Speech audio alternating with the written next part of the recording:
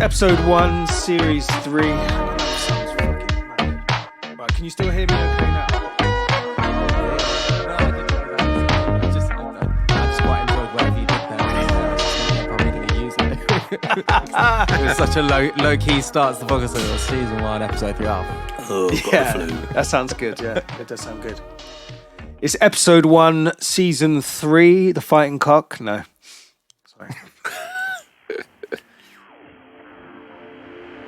You're listening to episode 1 of season 3, FutureSounds FM. We're back with a new series. I'm joined this week by Thom and Rob. We've got a small gang together, a couple of guys away. I'm recording from my deathbed. I've been suffering with some of the worst flu that I've ever experienced in my life. And it is flu, not a cold, no matter what my girlfriend tells you. Yeah, well, she's had the flu jab, see, and she's been ill for a week. And she was ill for a few days before me, and she's absolutely fine. Oh. She's kind of like going on at me like, it's easy. And I'm like, well, you've had a jab. It's easy. You've had a jab. Yeah, get that jab. I couldn't get out of bed for 2 days. I was are absolutely fucked. you a flu jab denier? Is that why you didn't have the flu I'm jab? certainly not a denier of any kind of jabs. We waded into controversial territory. That didn't take long, did it? Got Rob back on the podcast, and he's it's been a while. doing the anti-vax chat already for 10 seconds. Yeah, FutureSounds FM. That's what we're calling it. Exactly. Right? Well, we thought we'd get back together to do a little early 2024 pod. We're going to wrap up some of the best albums of 2023 as published in our article on the Future Sounds website. We've got an exclusive track from the new 3-piece Suites EP, Oi Oi. And yeah, just a few bits and bobs, a bit of label news, some previews, that kind of thing. How you doing, Rob? Oh, good to have you back. Okay, let's go. Yeah, I'm good, thanks. Yeah, Christmas almost passed without incident, but I think I've fractured my hand. That's not without incident. No, it almost passed without incident. I usually burn myself doing the Christmas dinner, but I thought you did also burn yourself. I did, yeah, a little burn. That's on my not thumb. without Doesn't incident. Doesn't count. Okay, two incidents, two small incidents. Yeah. It was a drunken. You know when you pull your phone out of your pocket sometimes, and you kind of almost drop it, and you go whoop, whoop, whoop, whoop, whoop. And I did a sort of French mime juggle for about 5 minutes, and then just as it went to land, I went to catch it, and I smashed my hand into a radiator attached to my wall. So yeah, really cracked it, guys. I'm going to go and see the doctor about it next week. That sounds a bit Frank Spencer, which is probably it really was a reference for people above a very, very high age. Tom, you've heard of? Yeah, I'm not. It's lost on me as well, I think. I think it's like people who sat with their grandparents and watched telly, though. Like it's a some mothers do have them. Is like a 1960s, an early 70s comedy. Yeah, but it might even be a little later. But it looked dated. It was still getting shown when I was a kid, and I used to sit and watch it with my granddad. So obviously, I was. Oh, Betty. Yeah, exactly. That's a good impression. That's very good. Do you do impressions, Rob? Have you got any more? Only this one. Oh, Betty. That's very good. That's very good. Tom, do you do impressions? How are you? Happy New Year. I'm good, thanks. No, I don't do impressions. I think I'm sitting in the rehearsal room with Iverson members like chiefly Johnny and Max when he was playing drums, who are incredible impressionists. I think sort of we quickly learnt not to try impressions of our own because we can't compete. Yeah, they are good. They are very good indeed. It's quite intense energy to be around. You find yourself realizing how sensible you are by comparison, and then you're in other company and you think, maybe I'm not as dry and dull as I thought I was, but around then maybe I'm the fun guy. Yeah, it's all relative, isn't it? It's all relative, yeah. No true yeah, word man. Spoken. I think that my Christmas lasted until yesterday, and today was kind of day one of not Christmas, which I think is traditional. I think today's 12th night. I think that's when right? Christmas actually is supposed to end. So yeah, I'm a very trad kind of guy, you know. Our neighbours got you've got until the 6th, man. Officially. I mean, that's the bad luck cut-off point, I think, in Britain, isn't it? Yeah. But that's our neighbours got arrived. what I would see as like American-style Christmas lights. Like, compared to most British houses, they're pretty obnoxious. Like, lights front, back, they're front and centre. Just about every kind of Christmas decal you could think of is a neon flashing light, which hasn't been very helpful when I've been waking up in the middle of the night. Yeah, like with just blinds. I've got those the shutter blinds, those kind of things. And I've been sleeping in the front room just to get away from Katie snoring, to be fair. She's been ill as well. But the lights just flashing constantly. They've just started taking them down. So I feel like that's the marking point that Christmas is over. Did you not have these 40, 50 mile per hour winds? Storm, whatever it's called. I saw that Glenn marked himself safe. That was Wales. very reassuring. Oh, is that what Yeah. So he said he marked my himself wheelie safe. bins fell over. It was very dramatic. He marked himself safe from a bit of wind, which I thought was very sweet of bless him, him. because there would have been a lot of people worried about Glenn, dear fella. I certainly had a dustbin fall over. No, genuinely, there's a road round here which is like London famous for really going all out, and all the wind brought a lot of those decorations down. So I went up there yesterday, and there were people like frantically tearing the rest of Santa's head off the front yard. Sounds like a pagan ritual of some kind. Frantically tearing off Santa's face. Yeah. From the yard. Well, Christmas, I It's don't a know bit like that I round don't know what here. you've had, because Rob, your kids are a little bit older, and Tom, yours is similar to mine in age. We've primed her for Christmas by giving her a chocolate every morning for the whole month. Yes. And she's just insane now. In the morning, she wakes up, advent calendars, and like that's all she wants. Like she used to eat. Not anymore. She was one of those kids who would pick the veg over the chips, or would pick the fruit over the like sweeties. And now she's just like chocolate. And she's like, I caught her going in one of the cupboards just. Well, I sent you the picture. I think I sent Tom the picture. It might have been in one of the family groups, but basically, her chops are covered in chocolate. Like she's just sat there with a Quality Street box, just going wild. You got her high. You're a dealer, and now you've taken it away. You're going to charge her more? What's the deal? That's the plan. How does she get This is her entirely fix? your own fault.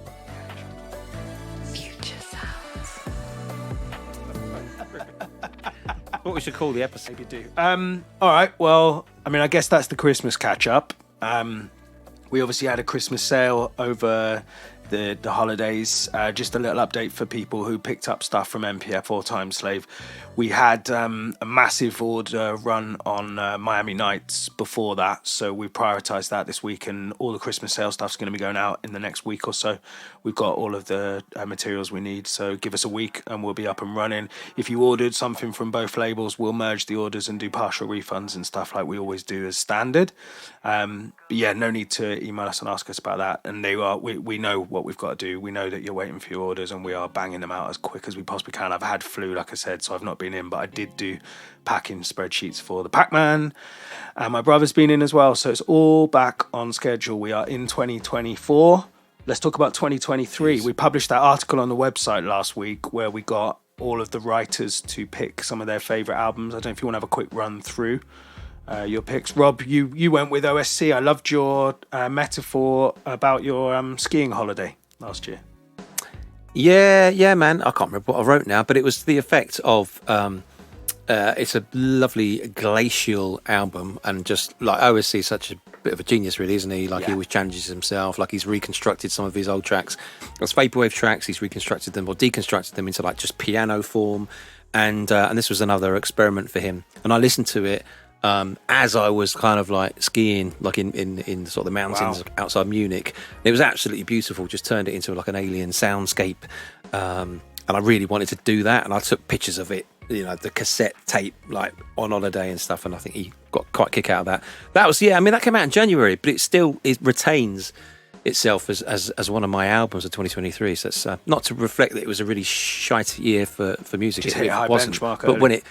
when it peaks, when it benchmarks, that great. And I think the other one I picked was what was it, Youth 83, which again is another kind of dark and moody, just ambient sort of piece, no lyrics and stuff. So, but hey, you guys picked out throughout the year and some real corkers. To be fair though, most people lean into recency bias, don't they? It's like what they've had on repeat most recently, and I think the pick I went for, what did I go for? God, I've got brain fog. Tom, fill in the gaps. What was your pick? My recency bias is so bad that I can't even remember what it was. What I did yesterday. Oh man, yeah, sorry. That's the trouble, isn't it? It was genuinely hard to write the article, though, wasn't it? Like reflecting back on a whole year's worth of stuff a year feels like an awfully long time ago, doesn't it? I think the OSC album you picked, Rob, kind of, it's sort of come back. I mean, the fact that it's exactly a year old and it's kind of got a wintry theme to it and stuff, it kind of comes back into relevance, doesn't it? Right. Alpine Suite, sorry, that I should have said the name. It's a Christmas album.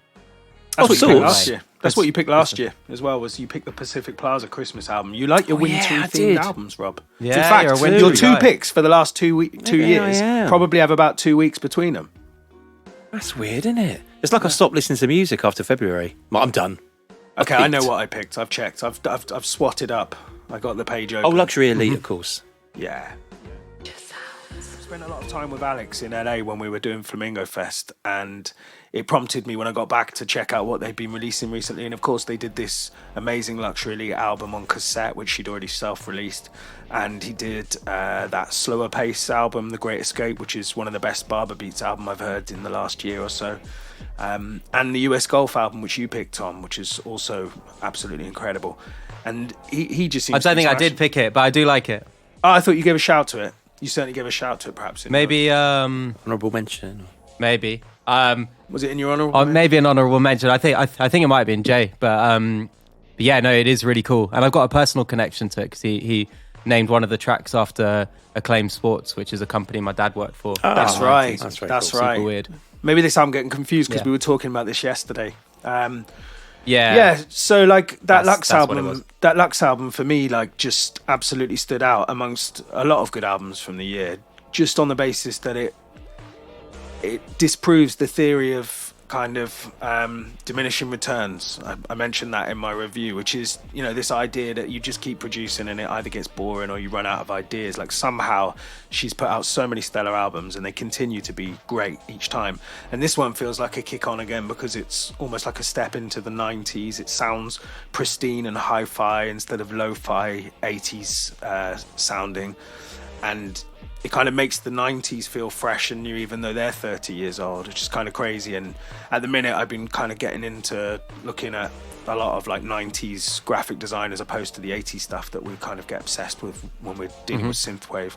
And it's just nice. Yeah, it just feels like mining new territories. And it's not a new thing to channel the 90s in vaporwave at all, but somehow it feels fresh and it feels new. And massive shouts to her. And on the synthwave side of things, Makeup and Vanity Set did 2 incredible albums last year, but the one that I picked was FM, which has that amazing collaboration with Yate and Mitch Murder.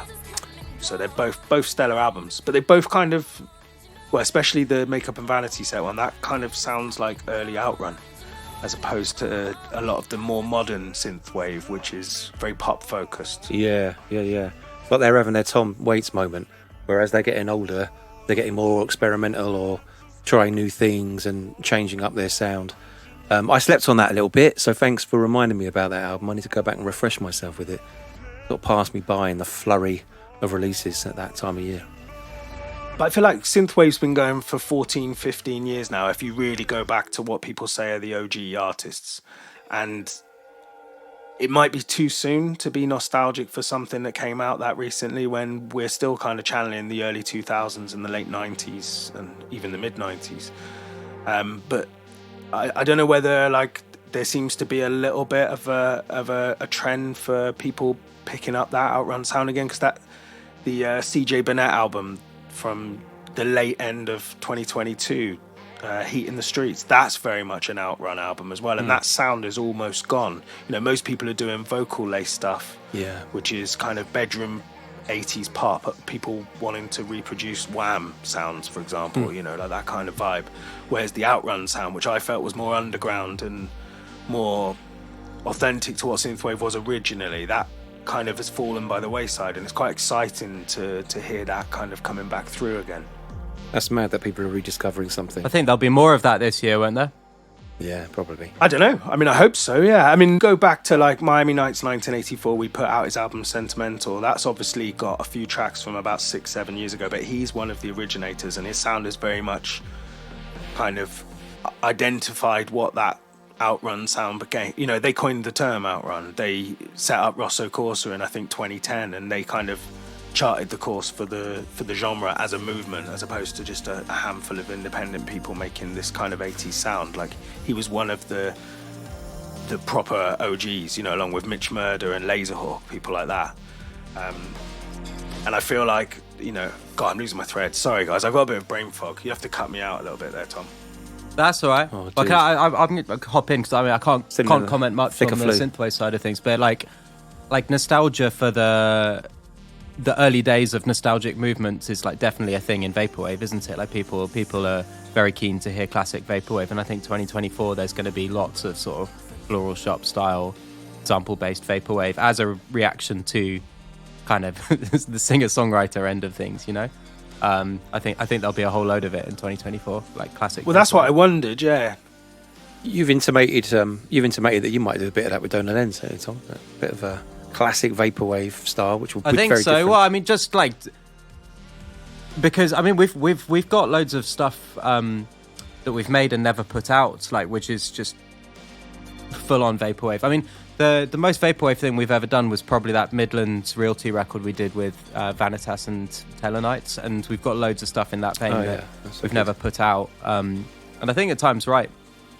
I mean, it may well be as a companion to some like very kind of composed original music. But yeah, we have our cake and eat it. I don't know if audience will go with us, but that's likely what we'll do this year.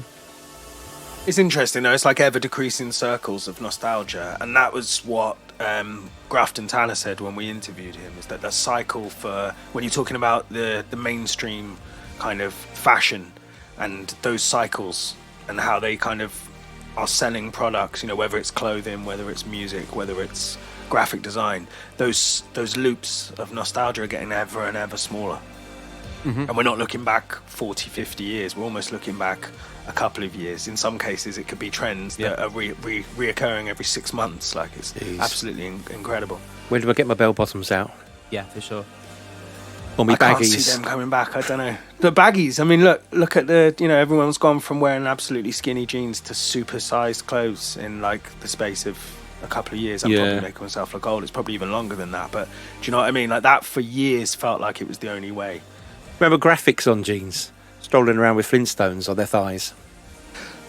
Skinny jeans will be back in by the time we put this podcast out, because like definitely this sort of mid-2000s indie stuff is having a resurgence, isn't it? This kind of indie sleaze thing. So yeah, skinny jeans back, baggy jeans out. The guitar's coming back. I think so. I mean, there are lots of guitar bands, aren't they? But they like certainly the stuff they play on Six Music is kind of angular, kind of new wavy, post-punky stuff, isn't it? Guitar music is seems to be back. Yeah, I think the Libertines, that kind of whole era in the UK, just killed it off after a while. There was so many copycat bands. That landfill indie phase just killed it dead for quite a long time. I missed it. I miss it.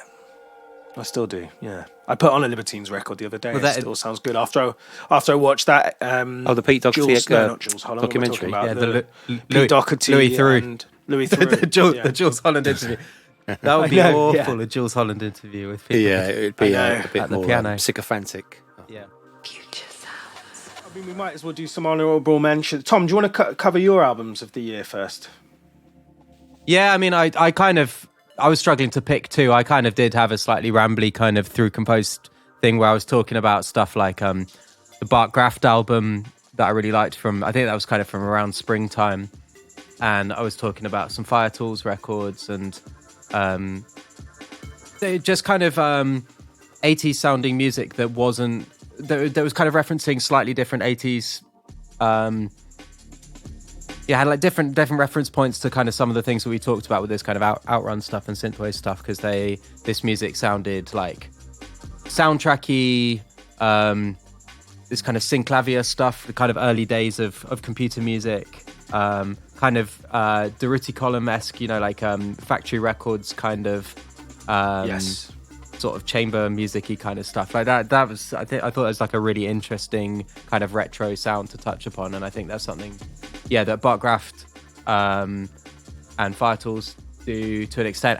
But the one I settled on was the Eyeliner album, which was more recent. I think that only came out in the last month or two, didn't it? BRB. Yeah, that is quite a new. That's a great album though. Yeah. That's it's one person's work, isn't it? But like he's quite good at sometimes making it sound like it's, you know, just one person, and then sometimes making it sound like a whole kind of orchestra, a whole kind of band. You know, just conjuring up magic from his computer. It's very clever. I found the backdrop, sort of the backstory to the album, to be the most interesting aspect of it, because he was working on it for a long time, and it was in the works for a hell of a period while we waited for the records to be done. So we held off on releasing it for quite a while. And obviously he'd sat on this work that he'd put together whilst kind of stuck, marooned in Hong Kong. And that's not to say he didn't want to be there, but I think with the circumstances of COVID, he was there for a lot longer than he expected to be. And he kind of talks about his journey walking through these empty urban streets and finding music in every building, that kind of thing, and just in the architecture. And there's a whole in-depth interview that I did with him on the website, which is still there, which is fascinating to read, because it's quite a long piece. He talks about just about every issue related to vaporwave and the production of that album, and just stick that album on in the background and sort of read his thoughts about Hong Kong and how it, you know, how the story is translated into these tracks. I think it's absolutely incredible. He's a very talented, very thoughtful composer, I think. And it comes across very well in the interview as well. Yeah, absolutely. That's worth a read. Yeah, he was answering the questions like on his commute to work. So we've obviously got a massive time difference, because right now he's in New Zealand. So when we were talking, he was back in New Zealand. I think we started it when he was about to have his child, and then by the time we'd finished the article and written it up, child was 18 years old. Gone back with a few more questions. Yeah. His child was graduating from college. But no, like it was kind of something that took a few weeks, because we went back and forth. It was quite nice the way it was written in the end. I enjoyed writing it, because it wasn't just here's a question and then copy and paste someone's answer. I tried to weave it into a longer piece, a more detailed piece, which was fun to do. We've got a lot of good stuff like that on the website, so if you haven't checked it out yet, future-sounds.uk. Little plug. Why not? Future Sounds. Before we move on, just a quick shout for Patrick Fakeman, who's not with us. He's away. Happy birthday, Charlie. Happy birthday. They're in Devon, down on the coast, enjoying the shit weather. But they've got looks like a lovely little boat hole where they're sat in front of a log fire, eating nice food, taking walks on the beach and that kind of thing. Well, Fakeman's picks were, he picked something from Business Casual, which was the album Bloom by Simple Syrup. And Barb Walters' release Love, which came out on MPF. He does love his future funk. My brother, he does.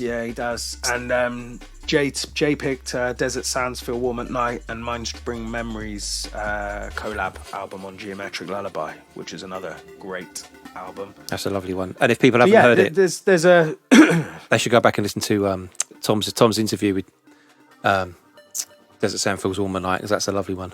What a nice fella. Yeah, he was one of the guys you did in studio, wasn't he? He's actually coming back. Gonna have a little music session in a couple of weekends time. So, watch this space. Nice. Yeah. Nice. Well, you can check out the article in full, and we got links to embed links to all the albums, and a few honourable mentions as well that we haven't gone through today, but check out the article for a bit more detail there. Just a little bit of news about what's coming up now in 2020. Coming out on Friday, we've got Mitch Murder's Salaryman Simulator, the executive edition, which is basically a collection of his 3 EPs from his Bandcamp, which is kind of an imaginary OST. It's got a really beautiful Wii aesthetic. It kind of mimics that Sims style OST vibe from a music perspective and from a conceptual point of view, and it's an absolutely brilliant EP. We've got 2 vinyl variants of that coming out, and it's just amazing to finally get the chance to team up with Mitch Murder, because he's like a hugely influential musician from the synthwave point of view. Like his album Current Events, which I think came out in 2011, is one of the standard bearers for the synthwave scene. Absolutely huge album.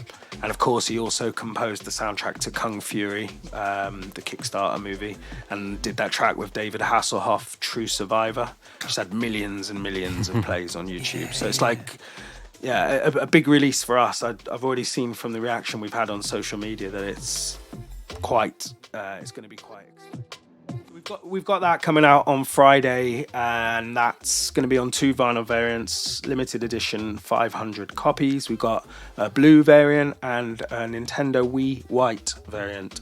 And should do a shout to Glenn Jones, who did the artwork for the album, and it's absolutely incredible, front and back. The level of detail he's gone to, just perfectly repackaging the Flamingo Me, as we've called the console. We've got some Nintendo-style T-shirts coming out with it as well, with the Flamingo replacing it in the same script font kind of thing. It's nice. Very cool release, and we're very excited about that. Glenn's like the fifth Beatle. Yeah, let's hope the lawyers don't get wind of it. Yeah, Nintendo lawyers don't listen to it. Yeah, it might need to be quick in and out. Like the Don't Lens Daft Punk, they haven't caught up with you yet. Well, we did have this issue. We've said this before, I think, with Mono Memories album when we did. What was it called? I've got it here. As I said, I'm struggling with my brain fog from this bloody flu that I've had. We did a Mono Memory release a couple of years back on Timeslave, and we got Capcom cease and desist letters. Oh no! And they were very kind. They gave us a week's notice, so we put out a Bandcamp message to people, and suddenly they all sold out. And now I think they go for like 200 quid on Discogs. It's absolutely insane what a banning order will do. Best publicity you could have got. It's good for business. Yeah. It can More be, of that, please. It can be indirectly. As long as it's a polite one, like we got from this fella who was very kind. He just said, "Probably you stop selling it by this date." Bought a couple himself. Make a bit of money. Maybe. Yeah, maybe he's responsible for the Discogs prices. Who knows? Cheeky. Putting his kids through college. For sales, right? Yeah. Bought myself a house with the memory. Hey, Runners Club 95 got a couple of nods, didn't it, in our reviews as well? Yeah, that's me right. and Jay. I think. And rightly so. Yeah, very cool record. That came out late summer, I think. It was an August release. I think it was again on MPF because we're sycophants. Yeah, it was between Electronicon and Flamingo Fest, I believe. Yeah, that sounds about right. Yeah. Well, I actually say it was October. Very late summer, October the 13th. Oh gosh. Yeah, so it was a few weeks after Econ, a couple of weeks before Flamingo Fest. I should actually say as well, we've had the T-shirts come in, so they came in just before Christmas. People bought like a double pack with the vinyl and T-shirts, and we've had a few people asking for them, and I have replied to them individually. Oh, cool. But those are all going out in the next few days, along with everything else that's being packed. So fear ye not, those Runners Club T-shirts are there. I have it in my head as a summer record. That's what was throwing me, like with the song "Summer Nights Over" and stuff. Yeah. I think, I was lucky enough to hear the record before it came out, and I think I just kind of associated it with summer. Yeah. Apricots are very summery. Serena's like a late summer tune, isn't it? Yeah, it reminds me of like, I don't know, like the kind of track that play in a bar that's Shirley Valentine is sat outside, on the beach in Turkey or something. It's a good reference. Looking at the seas, waiting for love. That's another that kind of thing. That's another reference that ages. La Isla Bonita, It massively reminds me of that. One of my favourite tunes when I was a kid. How are the MTV MPF T-shirts selling? Are they the ones that you took? They've done all right, yeah. So Kira did a really cool kind of crossover MTV MPF design, which along with the Flamingo Fest T-shirts we brought back, we've got a few of them on, and we sold quite a few over Christmas, so there's still a handful of them left, but it'll be the one-off time that we get them produced. So if you're interested in one, now is the time because stocks are running low on those. Got any larges? I put on £8 over Christmas. Mate, it's January, isn't it? Good work. No, £8 in 8 days as well. Start aiming for a medium again now. I don't know about that. I promised myself that in 2023 and it didn't happen. Oh, well, what can I say? It doesn't matter, does it? It doesn't matter. You're married, you've got kids, you can let it go. Exactly. It can all I can't run around after him, but, we'll have robots for that soon.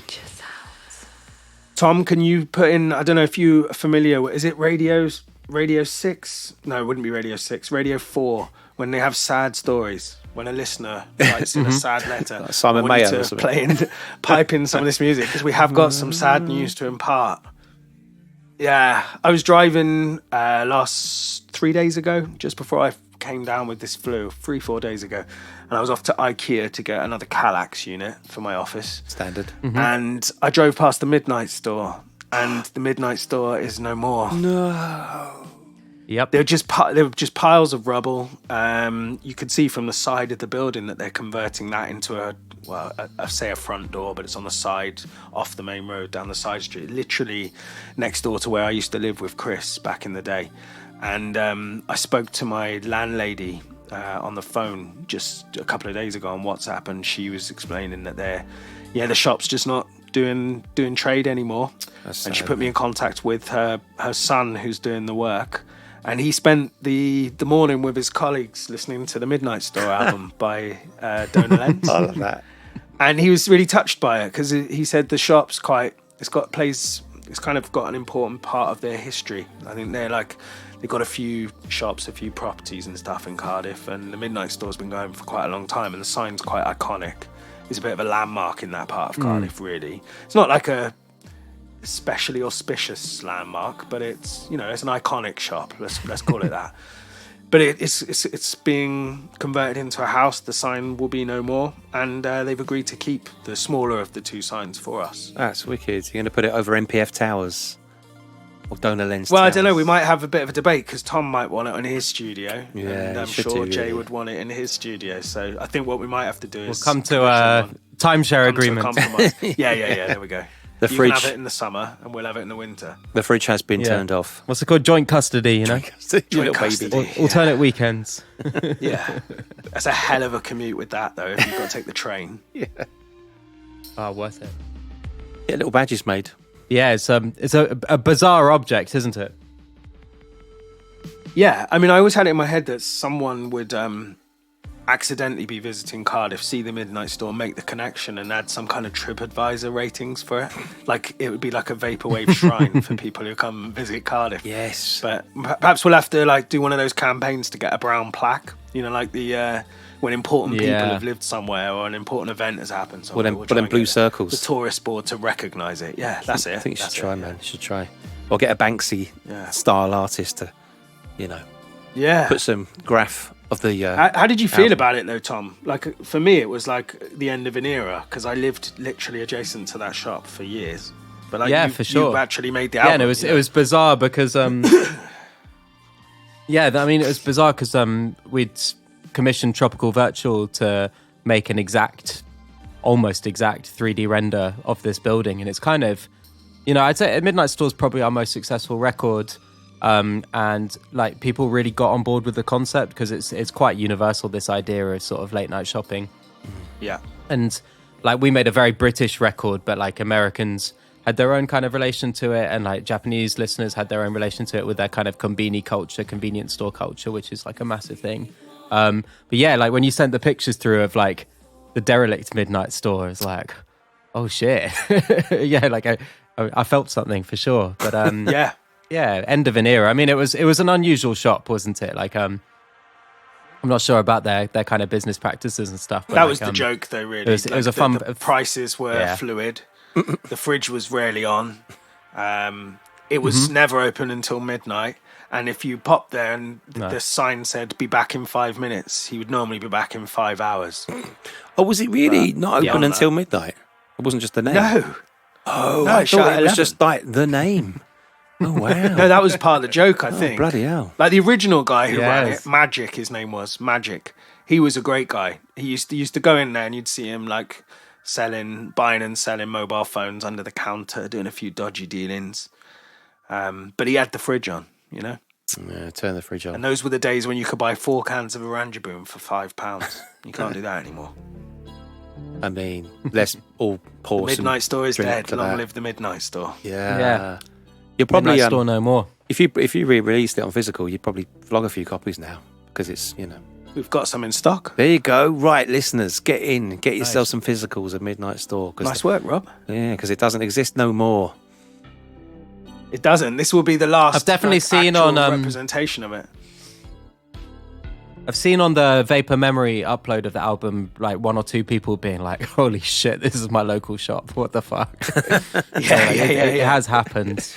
Well, when I obviously I don't want to give away anyone's names or addresses or anything like that, but when I do the packing spreadsheets each week, there's a couple of people in Cardiff that buy, and there's one who lives on Richmond Road, which is less than 5 minutes walk from the Midnight Store. So they definitely know the shop, and it must be quite strange to them that people have, that someone not even from Cardiff has come up with this album. It's quite bizarre. Worldwide. That's what it's all about, isn't it? But there we are. Love it, lads. Hey, do you have any... It lives on in the music. Do you have any update on Nobody Here? Or is that contentious? No, it's not contentious at all. I did see... What's the Twitter meme? The X meme account. I can never remember its name. FunnyNet? Is that what it's called? FunnyNet. Yeah, they keep slamming us. It's funny. It's very good. I do enjoy that. And then what happened though? What happened was that I spent some time. We've all spent some time transcribing the final few interviews that we did, the UK ones, because Chris is kind of in edit as we speak. Chris being the director, and we kind of agreed a statement, or he wrote a statement, and because I run the social kind of side of things a little bit on it. I was about to post this statement with an update on it, and then I saw about 2 minutes later, I saw this FunnyNet post, and I was like, well, I can't post now because it looks like I'm responding to that. And then 2 days later, they hit us again, the bastards. So I couldn't post it then. So I've waited, and so probably by the time I get round to posting this statement with an update, they'll have slammed us again in another way. But rather be talked about than not. Yeah, it's all fun and games. Look, the bottom line is that it's taken a lot longer than anyone hoped or wanted. It's not due to a lack of work, it's due to multiple factors, including COVID, including the fact that prices fluctuated and we've had to spend a lot of our own money to continue to make the film, which we didn't really want to do. Everyone's working for free, putting their hard hours in outside of normal work. Chris in particular doesn't have a job outside of being a filmmaker, so any time he spends on this, it isn't earning him any money anymore because there is no money to compensate him for any of his time. But all of that said, all of that negative stuff out of the way, we are very confident that we will have something by the middle of this year, and whether that's released by June, I don't know, but finished, hopefully. We are very deep into it. And a lot of hard work's going to have to come into it over the next few months, and I think in the end people will appreciate the fact that we took a bit longer because we could have rushed something shit out, frankly, but no one wanted to do that, and Chris in particular didn't want to do that because this is his opportunity to make a feature-length film, and the same cares passionately about what he's doing. I think sometimes you just got to have a thick skin and sort of like ignore the white noise around it and just do the best that you can, and that is basically what we've been doing throughout. Yeah, I mean, the same charges could be levied at the Synthwave movie, right? But it looked really luscious, it looked great, and the time was spent on making it a really beautiful artifact that will live longer than a lot of the artists in it. So you've done the right thing. Yeah. But that's not to disregard people's kind of concerns or questions or what have you. And I know that there will always be suspicious people who are wondering why, why we sell compilations. That was one of the big questions, and it was frankly because it was a fundraiser, wasn't it? Who's got 50 to 60 grand to make a film? Exactly. Well, it's not going to be a profit. It's not a profit project. It's a passion project, and we're very much in the hole in terms of emotional involvement in it, if not the money side of it as well, because obviously we've had to fund our own accommodation and stuff, and I'm not putting a begging ball out there, just plea for a little bit more patience and you will get something this year, and it will be very exciting. Oh, for sure. I mean, in my day job, which I'm not going to talk about, but people on the internet can be douchebags, and we'll criticise anything, and we'll find contrary positions on anything, and we'll, create false, equivalents to fight against, and straw man arguments that they'll get themselves in twists over. So yeah, ignore the noise, carry on. It's going to be great, dude. Yeah, I just don't think people don't owe us any loyalty. If people invested in it and they want to see it, they're going to get frustrated, and they're excited to see it happen. They don't necessarily know what's going on in people's day-to-day lives. They don't necessarily know what goes into making a film. I didn't before this. Luckily, that's why we've got Chris. It's a lot. Chris has done this kind of stuff. It is a lot. But yeah, I think that's enough on that. We will keep people informed as we go along. We'll hopefully have some kind of post-production material to show people as well so they can see how slick it looks. It looks fucking good. He's very good, Chris. He's very good. It's going to be very exciting. Future sounds. Moving on then. Moving on. Yep. Jungle. Jungle is massive. Quite. Yeah, Let's talk. It's all been building to this. A hard right-hand turn into Jungle. Yeah. Well, we got an exclusive. We kind of it's in the description.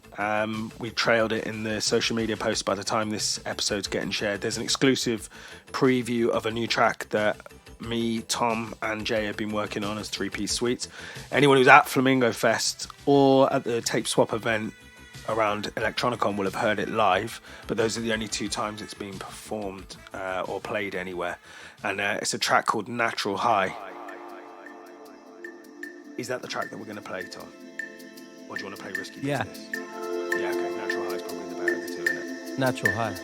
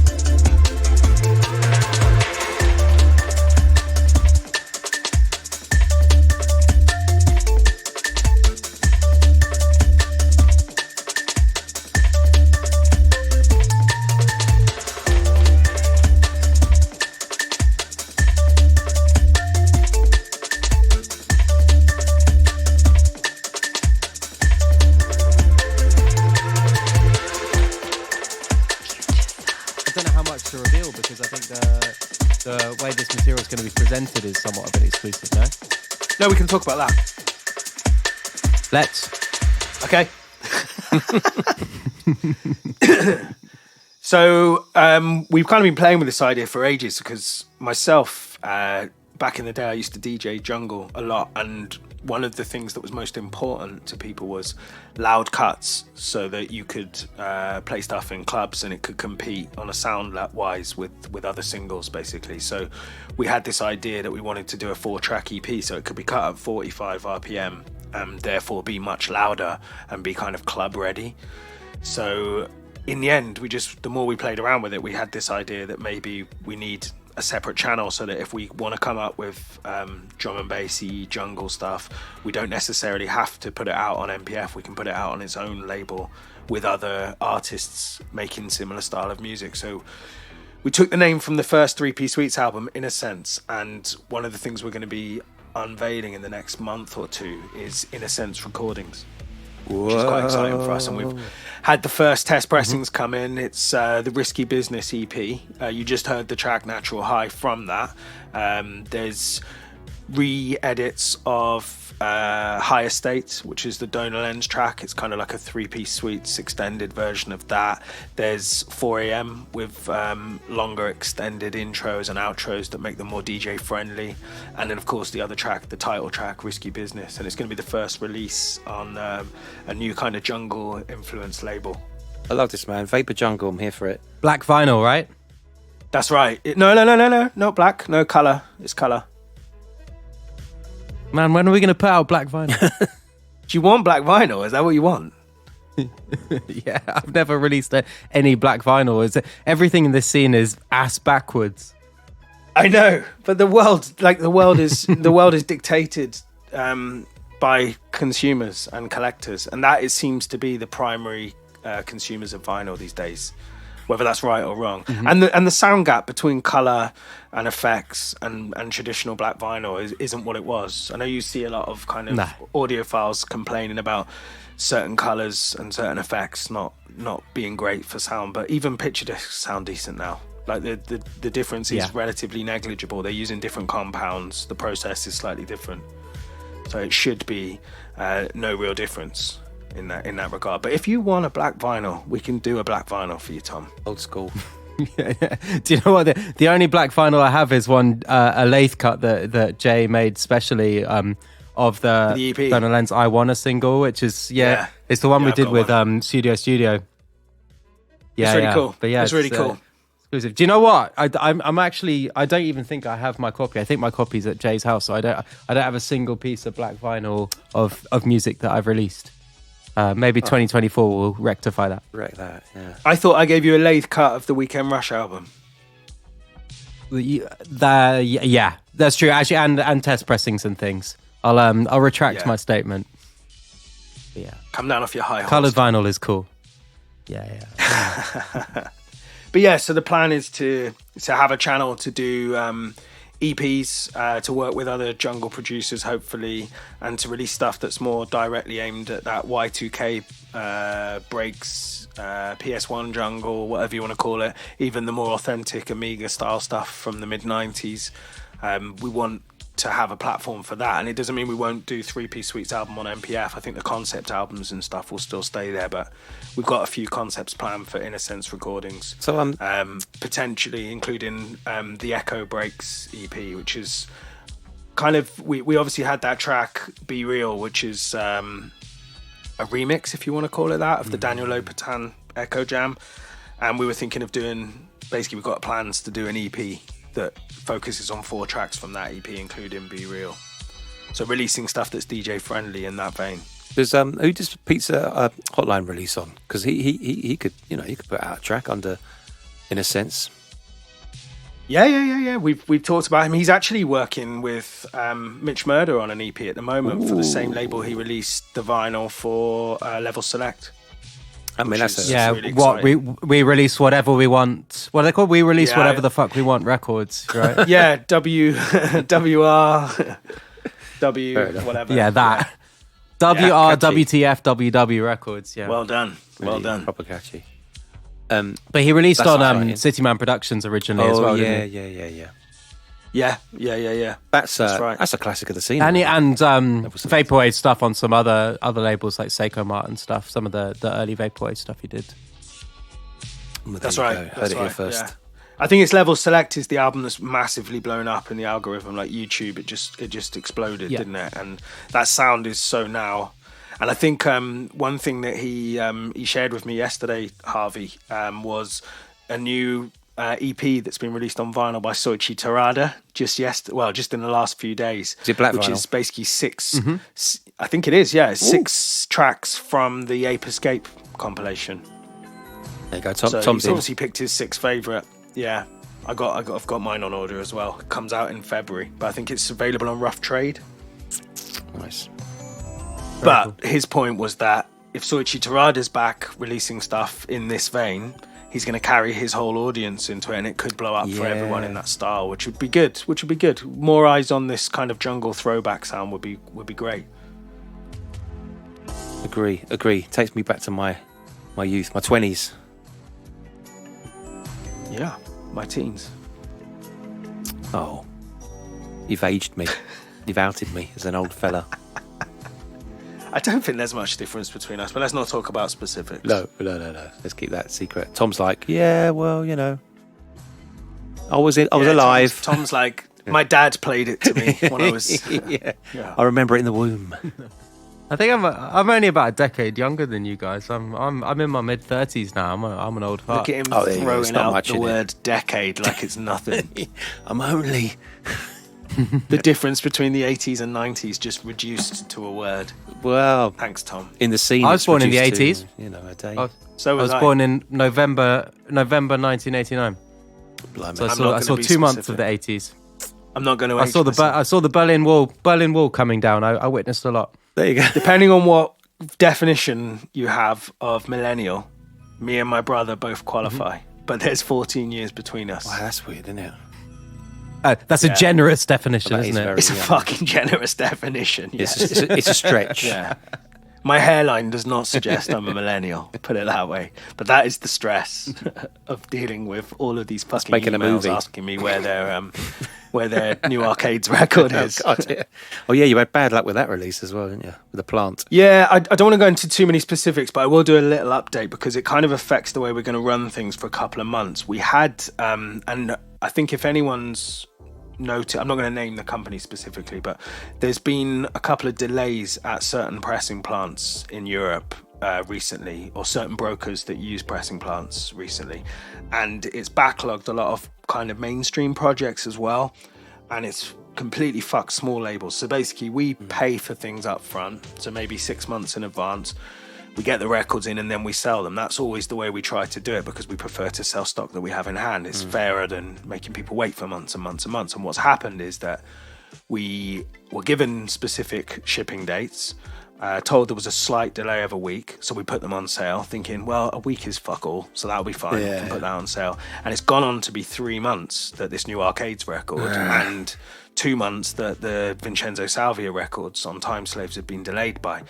Now, in the end, we kicked up so much. I mean, it's been daily stress. I cannot tell you how stressful it was before Christmas. Effectively, 6 projects, about £20,000, which is like $25,000-$30,000, tied up in projects that we can't. You ship, can't get we your can't fingers sell. on. Yeah, that is a bitch, man. Can't get our hands on. It's a reputational And then risk we as well. finally, well, it is, and we finally got word that New Arcades has shipped, and all the other stuff is slowly kicking into place now. And there's of course 4 projects that we haven't been able to put on sale yet, which were also affected. So we've been massively kind of held to ransom by this situation. And I know we're not the only label because I've spoken to other label owners.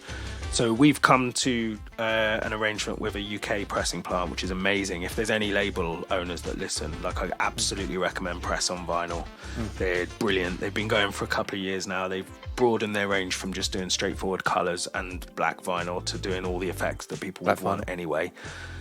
Incredible stuff. And what they've come to, kind of the arrangement they've come to with us, is that we can do pay up front for the cutting, get the test pressings in, and then we can do a pre-order for a weekend, And then on the Monday, we let them know how many copies have ordered, and then they'll ship to us within a month. And it's working quite well so far. So that's kind of a model we're going to have to do for a couple of months just while this backlog clears. Little pre-order piece. I know it kind of flies in the face of what we said in the past about pre-orders, but this is a local. If the worst comes to worst, I can go down there and say, look, what the fuck are you doing? Yeah. That's the world we live in.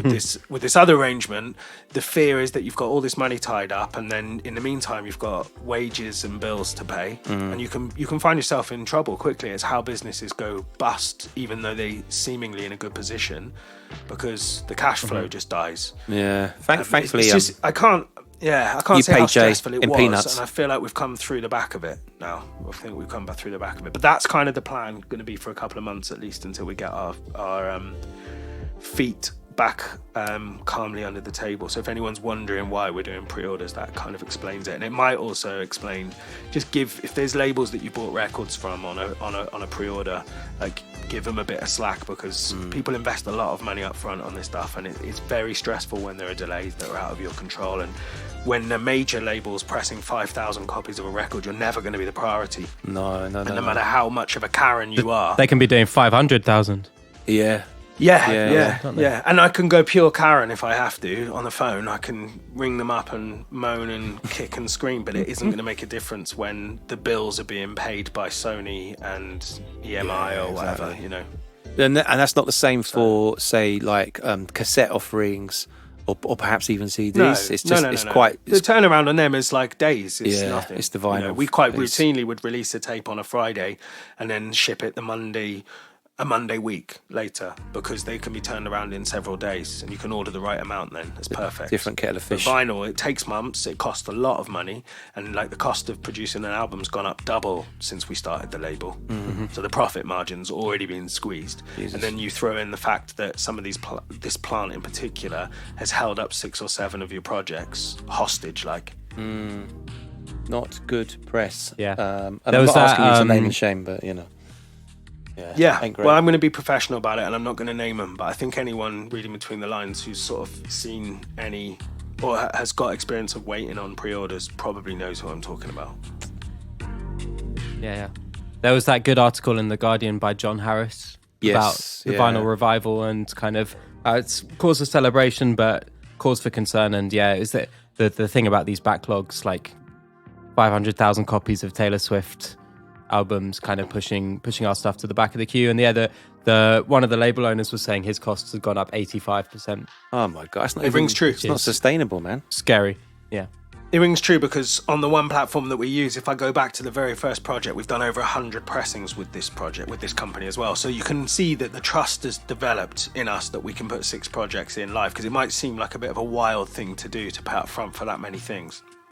But when you've done over 100 pressings through a particular plant, to have this problem came like a bolt out of the blue. Yeah, you sort of think there should be some loyalty there to your investment. I don't know whether they've been in difficulties, and so they've been kind of clawing themselves out of trouble as well. You just don't know what the circumstances are, and I don't want to speculate. That's why I don't want to name them, because I don't know what stresses they're going through. Sure. Probably similar to what I am, but it seems to be coming through, and so people have been waiting specifically on New Arcades and Vincenzo Salvio records. They are coming soon, and the New Arcades ones are landing with us next week. We've been given proof of postage, so it's all good. Beautiful.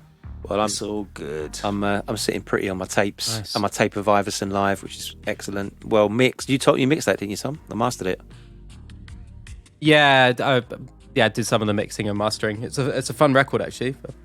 Enjoy that a lot. It is. You know what? I think I said in our little WhatsApp chat, like in the 90s, I used to go to Brixton Academy. Oh, rest in peace, Brixton Academy. I don't know when it's going to reopen, but and then Is it shut? It's still shut, from when there was from that event last year. And I used to go to Camden. I think they've got their license back with conditions. Good. Oh, I hope so. And I used to go to Camden Market the following weekend and pick up all the old bootlegs in one colour chrome, do you know what I mean? Like run off a stereo tape, and I've got loads from that back in the day. And the Iverson Live really reminds me of that. Like, it's a bit messy, it's a bit dirty around the edges, but it's just like when I used to go to Camden Market and pick up my Brixton Academy bootlegs of Beastie Boys and Elastica. That's a compliment. Yeah, no, it's lovely. It's really nostalgic to me as a gig goer in the 90s and who would just collect tapes and tapes and tapes of these little bootlegs off the mixing desk. So I can remember salute car you. boot sales and buying I remember buying Nirvana's Reading Festival on a cassette. Yes. It was like monochrome, a bit like the way Barber Beats tapes of two colours. It was like green and black. Yeah, mine used to be all red or all yellow and really black. cheap shit paper rather that had been printed at home. Yeah, and they were all photocopied. homespun tapes. Yeah, I love Someone's that. gone in there with a little portable recorder and the sound quality's terrible, but you get the essence of the gig. It was amazing. And if I'm well nostalgic for that kind of thing. I mean, Especially if you were there. yeah, exactly. It brings it all back. And yeah, the recordings were shit, but I used to play them to death and love them because it brought back those memories. I've still got a bunch in a shoebox in my loft. I must get them out again. Wow. Yeah, you'll have to show me one. Yeah, day. really cool. Yeah, I'd love to see That's that. a cool aesthetic to mine. Yeah, that monochrome bootleg look. desk recording aesthetics.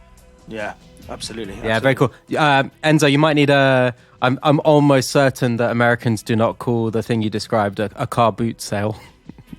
Okay, what would it be called? I don't know. Make something up and it'll be even worse. Yeah. Probably doesn't exist.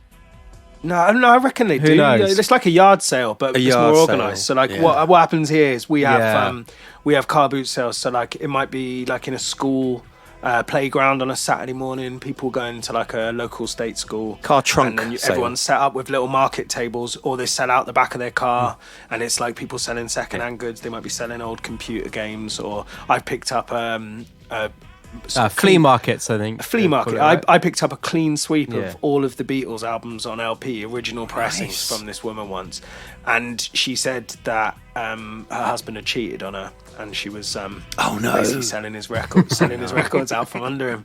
I got them all for 15 quid each, which was an absolute bargain as well. God. Good Yeah. coup. Yeah, Hey, speaking of Beatles, did you get that DJ format Beatles songbook? I think you just missed out. That's a good. I didn't. No, Glenn knows the guy, and he asked him if he had any more, and he doesn't. But I think I was thinking I was going to speak to you about it because I'm sure that you've got the ability to record head to head. Have you? No, I don't anymore. I used to.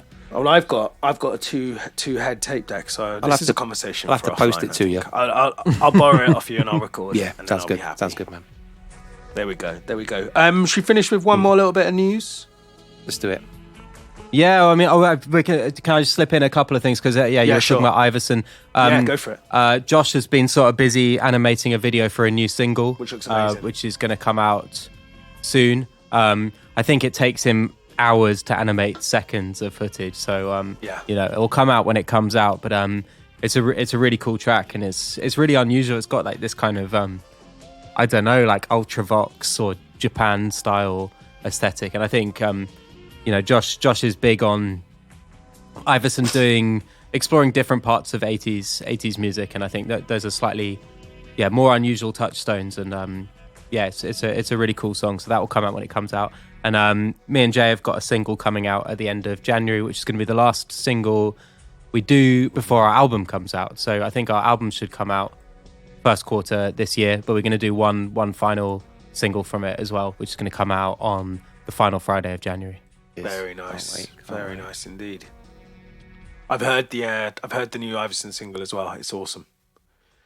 And seen some of the excerpts of the animation he's been doing. Like you said, it's absolutely painstaking. It reminds me of what's the that animation that's on Netflix at the minute? The Chicken Run and that. There's the same people that made that.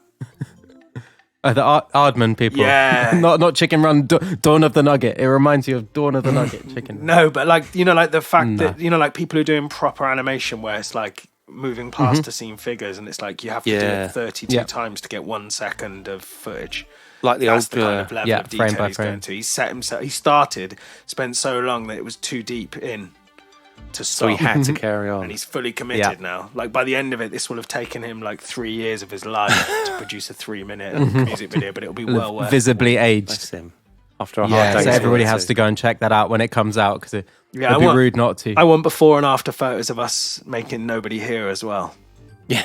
You had hair. You were slimmer. I was about 2 stone lighter. Yeah. Or conversely, maybe you had a bit of weight on you and now it's all dropped off because of the fear and anxiety. Yeah, with stress. Yeah. Could be that. Any more before I wrap up with one last piece of news? No, I mean, yeah, big up go for Pacific it. Plaza Records, though, for doing their 12 Days of Christmas, because I snapped up a load of those free codes and downloaded a whole bunch of choice albums from 2023. True. So that was great. More shouts for Alex. Yeah, God, I I love this episode. Mm-hmm. Give him a bit of... Yeah, he shouts us out a lot on his own podcast. So Yeah, if you're listening to this and you haven't already heard the Vaporwave News Network podcast, do check it out. It's incredible stuff he's doing. He spends a lot of time scripting what he's talking about. Yeah. There's a lot of research goes into it. Really interesting, really thought-provoking, and also a really useful resource for knowing what's come out and what events are happening in the vapor sphere in and around the world. So yeah, massive shout for that as well. Boom. can I shout out hot takes as well? Because I think this is going to be a pretty much concurrent release with Jay and I appearing on the Hot Takes podcast, which is Are you doing that this years weekend? overdue. Yeah, we are. Jay's coming up here in person actually, and because of time difference, I think the earliest they can start and the latest we would kind of entertain starting is about midnight. So it's going to be a very strange. I can't remember the last time I stayed up until 2 a.m. I certainly didn't on New Year's Eve. I was asleep by about 10. But yeah, we're recording with young Shiro and that's chill. That's small children. Lipstick, like, yeah. Oh, you need. Yeah, you're gonna need to. Should be interesting. Yeah, you're gonna need something to boost your performance that day, perhaps. Yeah, midnight mocha pot. Get the coffee on. Sounds good. Get the pod on. I kind of touched on the idea when we were talking about the albums of the year. This kind of, and in the article as well, this kind of falling back in love with the classic sound of early synthwave, like the Outrun kind of sound. And what we've done is we've started working on a series. This is on Time Slave now. We started working on this series called Masters of Outrun, which is going to be a celebration, like a retrospective collection of classic synthwave albums from the very early days. Excuse me. So we've pulled together a handful. I'm not going to name the album that's going to kick off the series just now, but another shout to Glenn, who's pulling together artwork. These tapes are going to be presented as Master System games. So it's the series is going to be called Masters of Outrun, and they're going to be housed in official kind of, well, replicas. They're not official, but replica Master System cases. The aesthetic will mirror that perfectly. The shambolic, but so good, very beautiful aesthetic of Master System games. Did you say tapes? The tapes themselves, the tapes themselves will look like cartridges, and we've got some seriously epic early synthwave albums in the mix. I'm like super excited. Like a couple of them are like absolute grails that we've wanted to release on Time Slave for many years, and the idea just came together, and we've been working backwards and forwards on the idea, and Glenn obviously doing the actual work and the actual creative genius behind it. What he's got right now is looking like an incredible piece of merch. I think it's going to be like the most beautiful synthwave tapes that anyone's seen. That's quite a bold claim. Stat mine up, man. I'm going with it. Masters of Outrun, early 2024. So if you love that kind of the classic synthwave sound, and you're nostalgic for the early days and some of those amazing albums which are no longer available, well, some of them might be available pretty soon. The one that you and I have been doing the liner notes for is it's a doozy. Oh yeah. Fire. I haven't even shared the full list with you yet. We've got 5 confirmed so far, and we're looking for 10 initially, and we're going to kind of see how it goes from there. But the first 5 are like pretty like touchstone. Is that a fair? Does that make sense? Touchstone albums in the kind of development, foundational stones in the synthwave scene. There you go. I'm mixing my metaphors. I sound like I've been taking Night Nurse all day. I think you probably have you? Haven't they banned Night Nurse? Mate, I've had Night Nurse the last couple of nights. Maybe they've banned Day Nurse, I don't know. But I've had it the last 2 nights, and I wake up in the morning, it's like I've had a lobotomy. I mean, that is... Yeah, it's strong stuff, isn't it? It's probably as legal as you can get. It's hard, though, because you absolutely have to sleep when you feel this rough. Like, I haven't been able to get out of bed for a couple of days. Today was the first time I managed to get out of bed properly. I think you've rallied very well. Fucking run low. But, like... when you wake up in the morning, then it's like I'm tripping, I mean, yeah. riding the tram. Don't overdose on that shit. It's a magical mystery tour. My mum always talks about sending me into school after I'd taken a load of night nurse, and she was just like accusing me of Ferris Buellering it, like faking being unwell in the morning. But like, to get your fix. I think she caught whatever I had afterwards, took the night nurse, and like felt how you're describing, being like absolutely fucked the morning afterwards. Yeah, I'm not sure what's worse. I was like, I could see through time. Yeah, like I can't. She apologized to me like 20 years after the event. She's like, I'm really sorry I sent you into school. Sorry, I got you high. And I think now is a good time for me to apologise to our listeners, because if you've listened through the podcast this far, then God knows how much editing Tom had to do, because I am. Yeah, it's gonna be snappy. You're gonna make me sound like a pro. Maybe I'll take night nurse every time we record. You should, yeah.